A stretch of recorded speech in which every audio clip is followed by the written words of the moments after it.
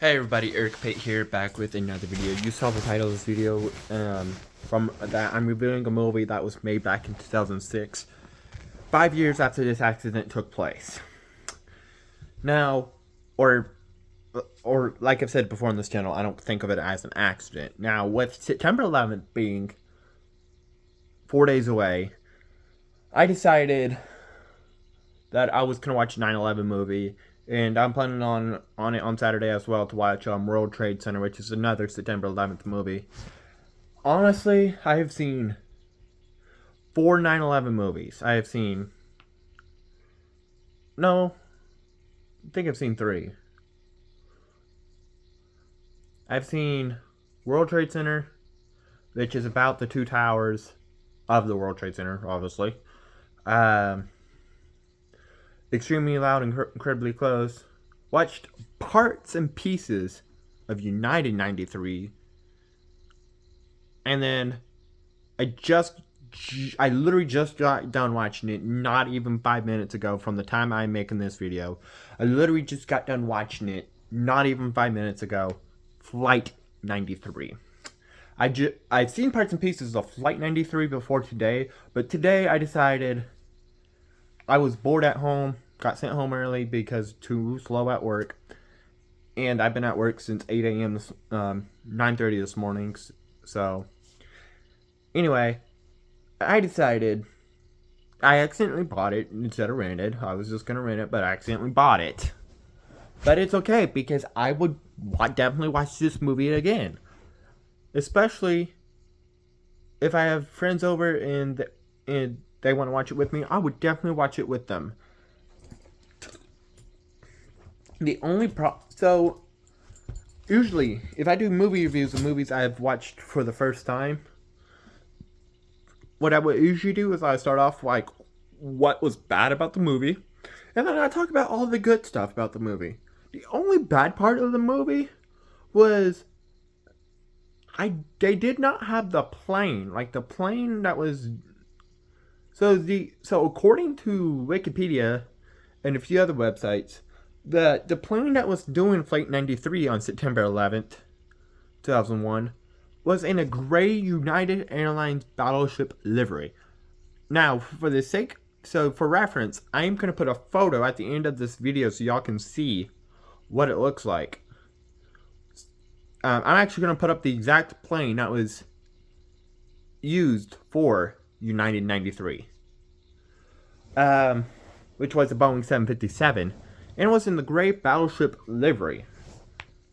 Now, I would believe it because I was told in the late 90s and early 2000s, United came into this phase to where they were painting all their planes in a battleship gray livery.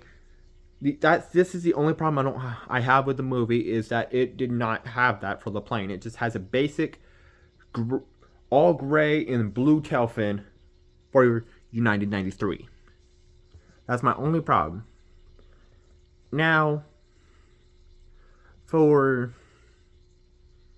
let's get into the good stuff.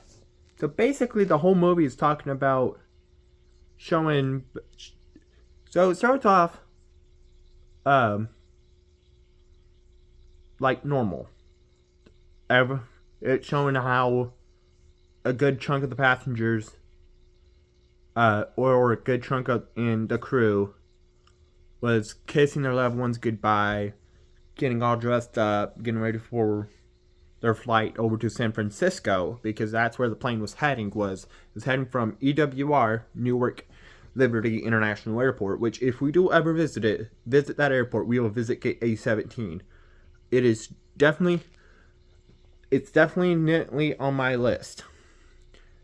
There are 4 gates I want to visit that we will definitely, if we make a flight vlog from any of the 3 airports used on 9/11, I will promise you we will visit the gates that were mentioned in my How the World Was Changed in a 108-minute video. The 4 gates I mentioned are on the list of gates we will visit. Even if it's not our gate, we'll still visit that gate because I want to see that American flag above those gates. Because, anyway, let's get into more into the movie. And then it shows people boarding. and then it showed what caused the delay on United 93. So United 93 was supposed to take off at 8 o'clock. I think I saw it was supposed to be a 8 o'clock wheels up. Well, what happened, there was some congestion at Newark Airport, which caused a 42-minute delay. And honestly, if we take away that delay, we would have found out where that plane was heading. We would. I'm not saying we probably would. No, I'm saying drop the probably. We would have found out. Anyway, let's keep getting sidetracked here. So, when the plane eventually took off, everything went smoothly, and they're like 5 minutes into the movie, some of the part of the, I don't remember what broadcast we got, but part of some of the TVs, some people at home watching the TVs are seeing that, hey, a plane just hit the North Tower of the World Trade Center. And then it shows the second plane hitting the other tower not too long after. And messages from United Dispatch in Chicago was sending messages to all United flights saying, hey, there are cockpit intrusions. Please be alert. 2 planes have hit the World Trade Center. Something like that. And like every United flight, including 93, was sending messages saying, please confirm 2 planes hit the World Trade Center. And then shortly before they started talking about the Pentagon attack, that's when all hell broke loose on 93. Ziad Jarrah hit the flight attendant call button. He was the hijacker pilot in 993. And he hit the flight attendant call button. And then he attacked the flight attendant. As soon as the flight attendant hit the... So if you have hit the flight attendant call button before, there's a blue light that will come. There will be a light that comes on. And then once a flight attendant makes it to your row, they will turn the light off. So when she turned it by hitting the flight attendant call button again. So when she hit the flight attendant call button again, trying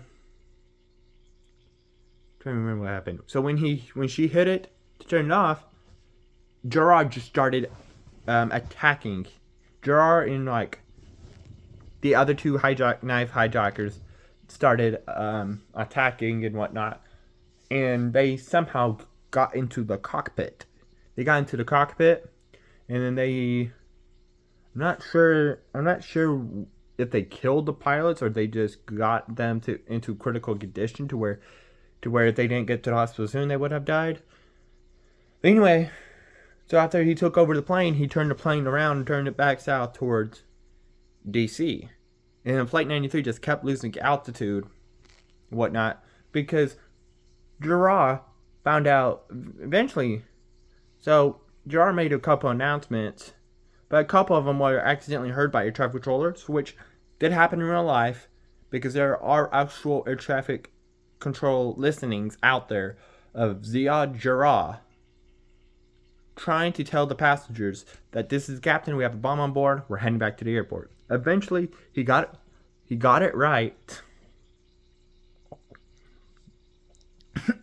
And throughout the movie, it was kept going, cutting back and forth between the families that the passengers and crew was calling on United 93, the air traffic control center in Cleveland, because it was on Cleveland's airspace at the time of when United 93 was taken over. United 93 itself, and some of the military stuff. And then towards the end of the movie, it was going back and forth between also the military staff on flight. And then eventually, the passengers came up with a plan that, hey, because a lot of them found out that they are not the first hijacked aircraft on that day. They found when somebody said they got the Pentagon that's when they really started saying, okay, that's when the passengers really started getting together and saying, we gotta take the plane back. Eventually, after a while, and they filled up 2 metal containers. So they started getting ready. They filled up 2 metal containers of hot water. They filled up the cart with a bunch of aluminum cans of soda. Which, what the heck will they do with 2 aluminum cans of soda? Like, why would you use those as weapons? What the heck are you gonna do with those? One guy had a fire extinguisher, which actually does make sense because you can just bash somebody in the head with one of those and disable them. The hot water, I understand. They said what they were gonna do was pour the hot water on the guy with the bomb.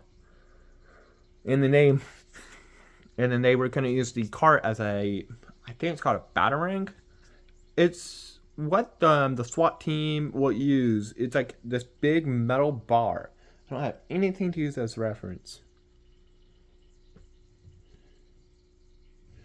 Where's my cat tree? Actually, because all my cat tree is just a piece of wood and a piece of cardboard glued to it. I believe is what it is. I'm not sure what all was made in it, but it will be the best thing I can use as a reference. So we're just going to talk about the long back part that's in this long part right here. Okay? So it's one of those things that, like I said, that the SWAT team will use. The wood part, we're going to pretend it's out there, but we'll use that as the end that they will bust down the door with. So what they were going to do with the cart was, as reference, because I don't know what the thing is called, they were going to use the cart as one of those things that the SWAT team will use when they're doing a drug search. You refuse to open the door. Eventually, they would use a batarang, I think is what it's called. I don't know what it's called. So this is the closest thing I have I can use as reference. And what they will do is this, again, pretend this part's not here, but we're going to use that as the part to break down the door. So what they did with the cart was they slammed the cockpit door with it. And they did that, like, now, when I looked it up, they said that there was no evidence that they got into the cockpit. But in the movie I just watched showed that they did. In the parts in the crashing on United 93 showed that they did get into the cockpit. I'm not sure if they actually got into the cockpit in real life, but it wouldn't surprise me that if they did. It won't surprise me if they didn't either. And the other two hijackers keep saying, "Crash. Go ahead and put it down. Go ahead and put it down." When they first started breaching the door, Gerard said, "Should I put it down?" And the other two hijackers said, "Not yet, not yet." And then eventually, when they started like busting the door down, they did eventually put the plane into Shanksville, Pennsylvania. They were trying to, and then the military was trying their best to try to intercept 93. So that's what I thought. Okay, so let's go ahead and go to since I'm going to be doing some movie reviews here soon on movies I have seen before. I'm going to rewatch them again just so then I can get the details right and whatnot. But let's go ahead and go to the Eric Pate 5-star. Let's go to the Eric Pate star rating and the Eric Pate out of 10 rating. I would give it a 4.5 stars. And again, I'm going to say why. And that was because of the whole fact that they just basically made it just a gray plane without the words United on it and just a plain blue tail. And 9 out of 10, same reason as I gave it a 4.5. So, and the third step is, well, I recommend this movie to the others. I 100% will recommend other people to watch this movie. TV movies are not known as not to get as much popularity as movies in theaters, but I'm more of a movie and theater guy. But I would definitely say that Flight 93 is a really good movie as for it being a TV movie. Because usually TV movies usually come out complete dog shit. There are 2 TV movies I will watch over and over again. Flight 93 is one of them. So let me know if you let me know if you want to watch Flight 93. If you do, great. If you don't, that's great too. Like, subscribe, comment, favorite, be nice, go be awesome. Eric Payton on Hate. See you later.